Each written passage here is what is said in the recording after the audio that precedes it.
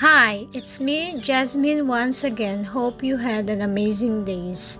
On 2016, 5 years ago, I had the privilege to travel to Petra, one of the seven wonders of the ancient world, the beautiful capital of the ancient Nabatean kingdom and the center of their caravan trade. So, these are some of our photos on 2016. The Nabateans were one among several nomadic tribes who roamed the Arabian desert, moving with their herds to wherever they could find pasture and water. Very recently, I traveled to Avdat National Park. The Nabateans Station 62 on the Incense and Spice route is one of the World Heritage Site today. Avdat was station number 62 on the Incense route, which extended from the Arabian Peninsula to the port of Gaza, and from there to all parts of the Roman Empire. From the Hellenistic to the late Roman periods, 3rd century BCE to 3rd century CE, Avdat was a small Nabatean settlement on the incense route. The lucrative incense trade was one motive for the construction of the way stations, fortresses, and towers, which provided security, services, and supplies to the traders and the camel caravans plying the route. In 106 CE, the Nabatean king Rabel II died and his kingdom was annexed to the Roman Empire. During the Byzantine period, in the 4th century, Avdat grew into a large village with cisterns, agriculture, including grape cultivation, storerooms to hold produce, and workshops to process it. In the early 7th century CE, a huge earthquake struck the area, destroying Avdat and leading to its abandonment. Who are the Nabateans? The Nabateans, an Aramaic word meaning cistern diggers, are an ancient people of Arab origin who, beginning in the 4th century BCE, plied the incense route from Yemen and Saudi Arabia to the port of Gaza, transporting incense, spices, medical plants, textiles, dyes, silver, and gold. Some Nabateans lived in and around Petra. Beginning in the 1st century BCE, they began to inhabit permanent settlements in the Negev, making their living from trade and commerce. Beginning in the 3rd century CE, changes in the world economic market led them to turn exclusively to farming. The chief productions of Arabia are frankincense and myrrh, almost in the very center of that region. It is said that there are not more than 3,000 families which have a right to claim that privilege, trade in frankincense and myrrh by virtue of hereditary succession. During the reign of the Nabatean king Aretas IV, 9th century to 4th century, the incense trade greatly increased and enriched the kingdom, which reached its zenith at this time. It was then that its main centers developed Petra, the kingdom's capital in Transjordan, and Avdat and Halutza in the Negev. At that time, the Petra-Avdat-Gaza road was the main trade route. The incense, medicinal plants, and spices, dyes, and precious metals were carried by camels, each of which could carry 150 to 200 kilos, and was led by a handler on foot. A caravan of 10 to 20 camels required security, supplies, and supervision.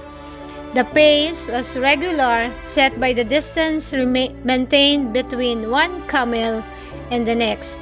Regular portions of frankincense must be paid to the priests of the land, their kings, and their scribes. In addition, portions are also taken by guards at its gates and their servants. In addition to this, they must pay all the way in one place for water, elsewhere for a place at the way station, and also for food. Thus, expenses come to 688 denarii even before reaching the Mediterranean. Then, our imperial tax officials must be paid again. Because of this, the price of good frankincense can be 6 denarii per liter.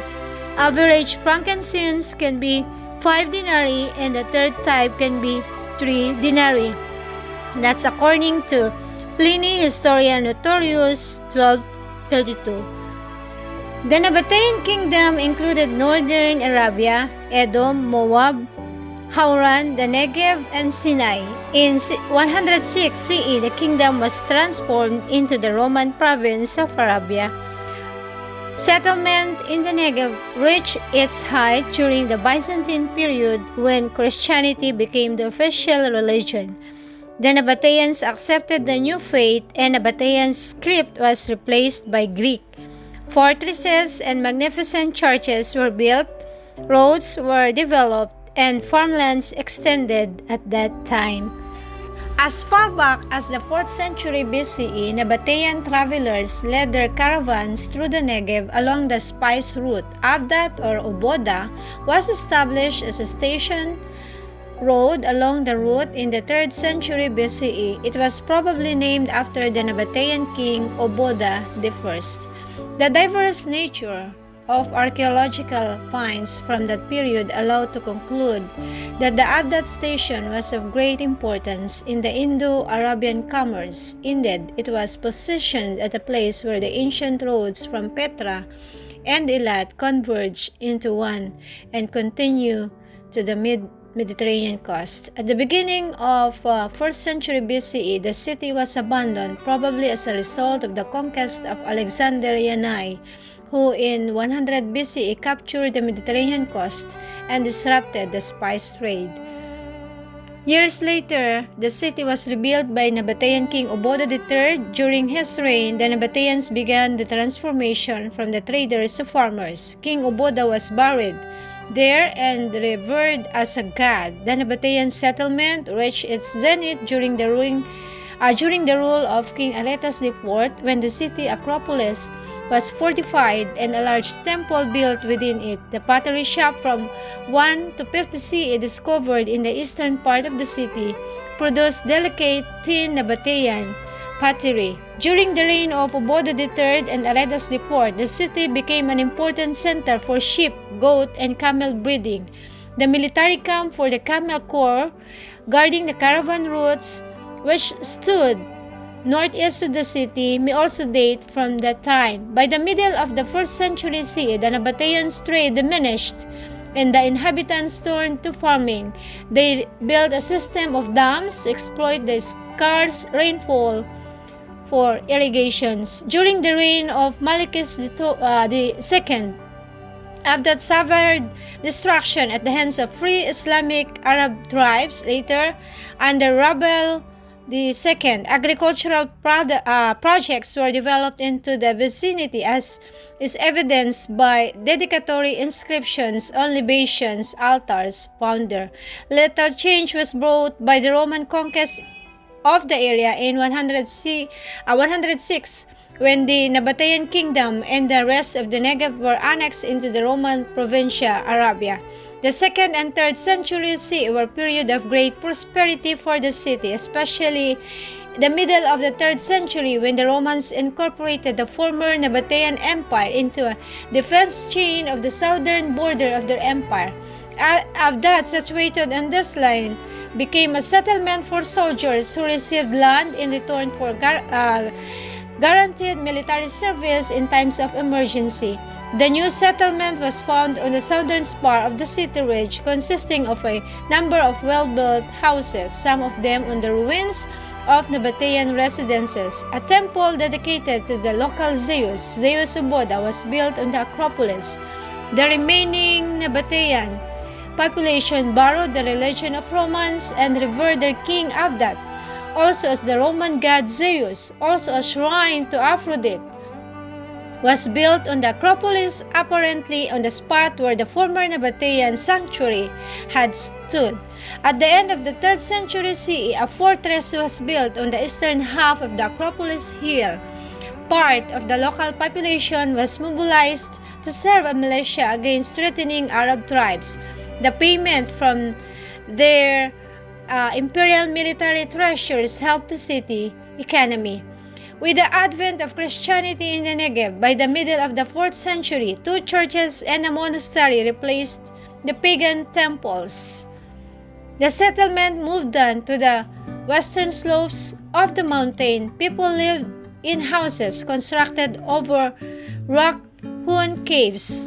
The agricultural areas were extended. Most of the remains of agricultural works in the town vicinity belongs to this period. The local economy was based, at least in part, on the cultivation of a fine variety of grapes and wine production. The agricultural areas were extended. When the Byzantine power declined, the power of that were no more able to defend themselves from nomads. Conquest by Persian in 614 and Muslims in 636 partially destroyed the city, and in 10th century the place was finally abandoned. Modern excavations began in 1958. The place was partly restored and returned into national park. In the middle of 1990s, numerous iron silhouettes of ancient caravans entering the city were installed at the site. The Avdat National Park encompasses the ruins of Avdat on top of the high limestone hill, and in the area down the slope, there are parking lots at the base of the hill and its top. The upper parking lot is at the edge of a Roman 3rd century quarter. A short distance back from the lot, there is a reconstructed Roman villa. The private house was built around a square courtyard with a water cistern at its center. The tour trail returns to the parking lot and goes up to the hill. At the edge of the city stands a 12-meter high Roman tower, probably an observation tower.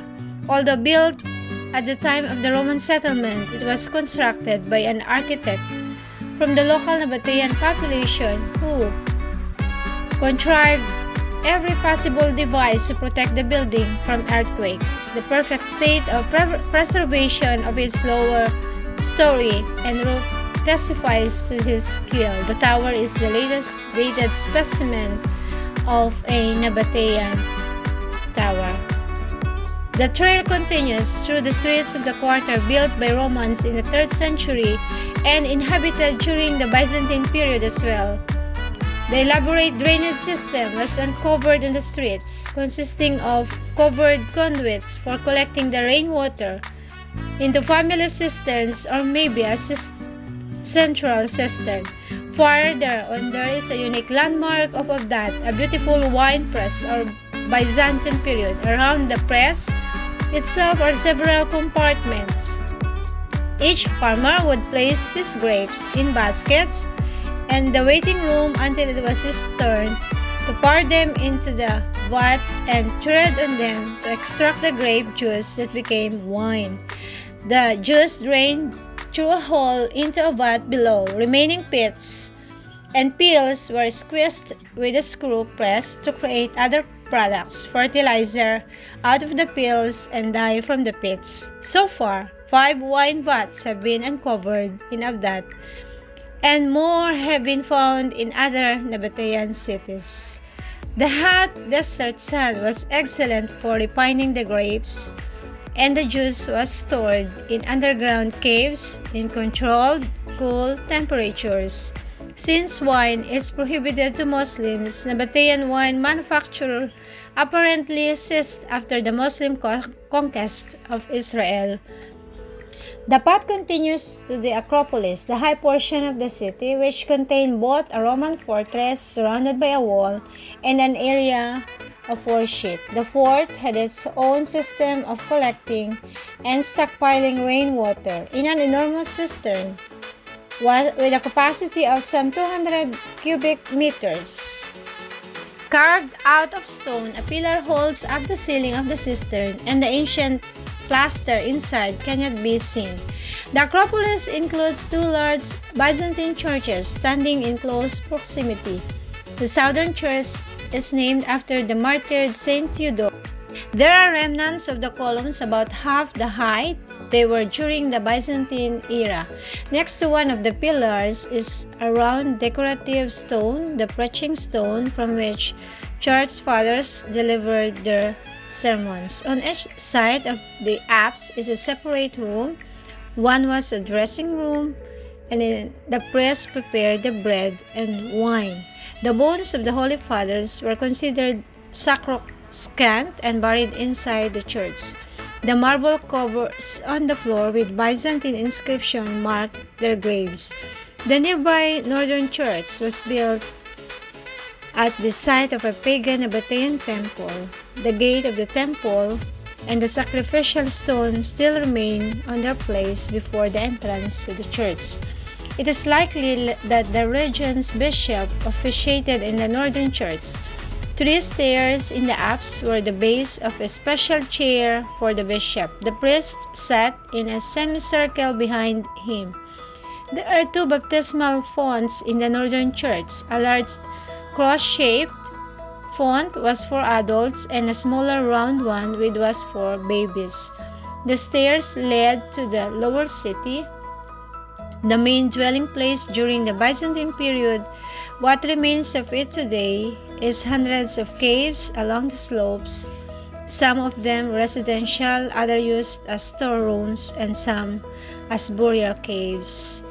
It is estimated that several thousand people once lived in the city. Avdat was very crowded, and the caves were terraced up and down about 8 floors so that space could be used efficiently. People first dug their caves, then the better off added porches or built stone houses above. A splendid Roman bathhouse is located the bottom hill. To get the water for this bathhouse, a well over 60-meter deep was constructed. Near the bathhouse at the tower or lower parking lot, there is an Nabatean Information Center where the visitors can see a film about Nabateans and view archaeological finds from the site. Across the road from the cliff of that, there is an experimental farm for the research of ancient agricultural method was established in 1959 by the Hebrew University. What about religion? The religion of the early Nabatean people believed in many gods. Dushara was the chief god. Al-Uzza, the goddess of strength, queen of heavens, mistress of the earth, mistress of the nether world, protector of sea travelers and of those who ply the road. Kos, the chief Edomite god, the god of storm and rain, harvest, and fertility. And there were other gods. Later on, they converted to Christianity, and this is the Saint Theodorus Church. The Nabateans changed city's original name to Avdat in honor of their king Obodas I, who, according to tradition, was buried on site. And this is a temple in honor of King Obodas I. The temple dedicated to the cult of Obodas the king was built with a hard limestone in the year 9 BCE during the reign of Obodas II. The temple is a tripartite structure consisting of a porch, hall, and adytum. Its overall dimensions are 14 by 11 meters or 45 by 36 feet. The building was divided into 4 rooms. A worshipper entered through the porch, which faces south, proceeded through the hall to the rooms of the adytum at the northern end. The worshipper then turned about face toward the south to worship the images of the deities placed in niches in the wall. The western room contained two niches which may have contained the images of two Nabatean gods, Alat and Dushara. The other room contained a large single niche where it is believed the defiled image of Obodas, the king, was worshipped. The temple was built to be his eternal resting place and the center of worship for his. And here is the temple of Oboda. The building complex known as the Temple of Oboda sits on the Acropolis of the city. The temple was built as a dedication to the deified or deities Nabatean king Obodas I. The temple stands adjacent to the east of two other buildings, a Christian chapel and a second temple known as the Western Temple. The temple dedicated to the cult of Obodas, the king, was built with a hard limestone in the year 9 BCE during the reign of Obodas II. The temple is a tripartite structure consisting of a porch, hall, and adytum. Its overall dimensions are 14 by 11 meters. The building was divided into 4 rooms. The fourth room is the porch or the ulam, divided into 2 compartments, one facing west, measuring approximately 4 by 4 meters, and the other facing east, measuring approximately 4 by 4.5 meters. It was divided by 60 centimeter or 2 feet wall.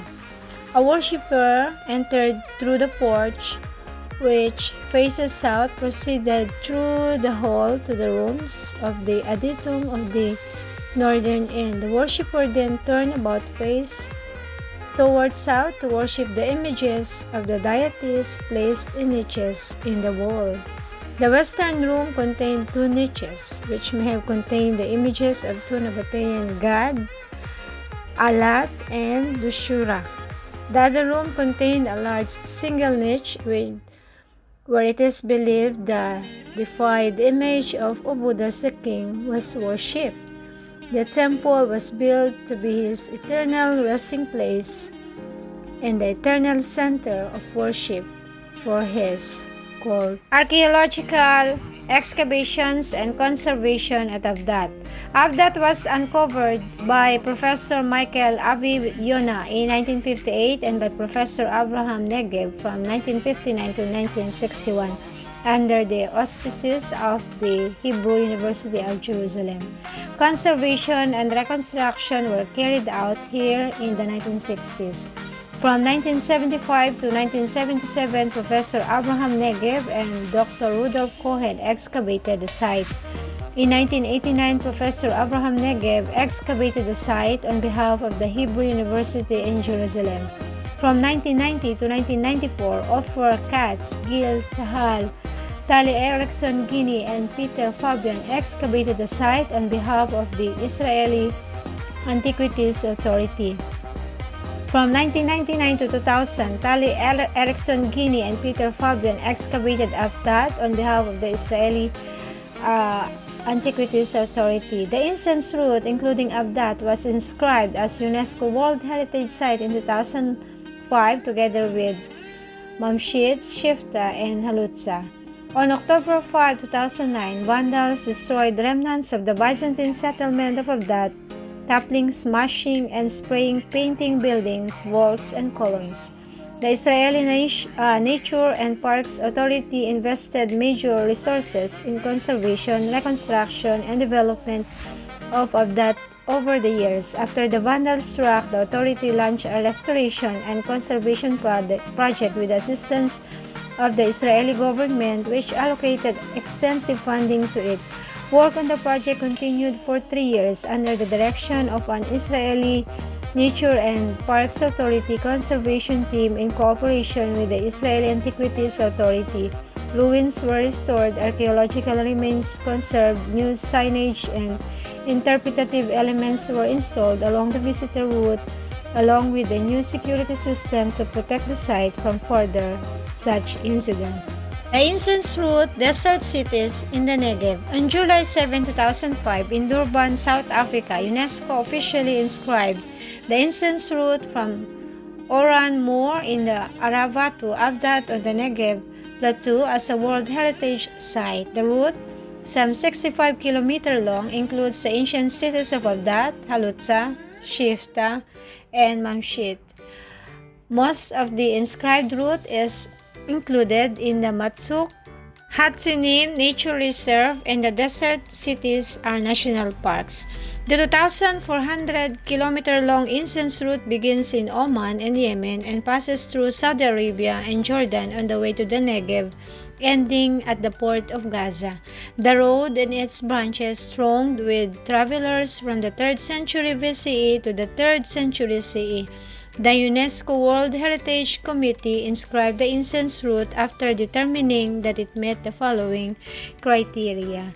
The incense route is exceptional testimony to a culture that has disappeared. The Nabatean cities and their trade routes constitute persuasive evidence of the economic, social, and cultural importance of incense, frankincense, and myrrh, as well as spices and other products that were transported from the Far East in the Arabian Peninsula to the Hellenistic and Roman world. Moreover, it influenced the cultures of the ancient world and brought people and ideas together. The route is an outstanding example of traditional land use. The silent remains on the cities, foots, roads, and milestones, caravanseries, and sophisticated agriculture along the incense route in the Negev are an extraordinary examples of the welcoming desert environment that flourished here for some 700 years.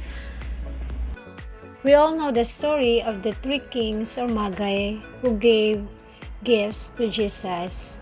The wise men brought gold, frankincense, and myrrh to the newborn King Jesus.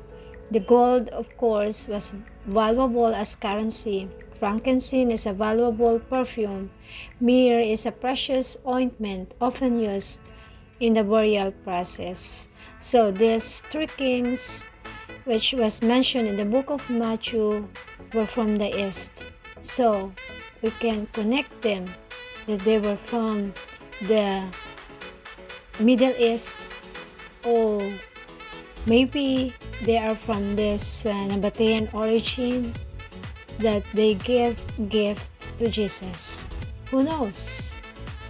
What was the frankincense and myrrh used for biblical times? As per the biblical tale as recounted in Matthew 2:1-12, the infant Jesus of Nazareth was visited in Bethlehem on the eve of his birth by Magi bearing gifts of gold, frankincense, and myrrh. Frankincense was often borne as an incense, while myrrh made its way into medicine and perfume. The gifts which the Magi bring to Jesus are constantly described as gold, frankincense, and myrrh. These 3 gifts were valuable items traditionally offered to a god in ancient times and symbolizes the Magi's beliefs about the Christ child identity and his future.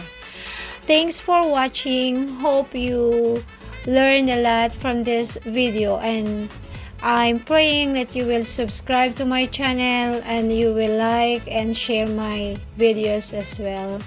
Hope to see you soon. Goodbye.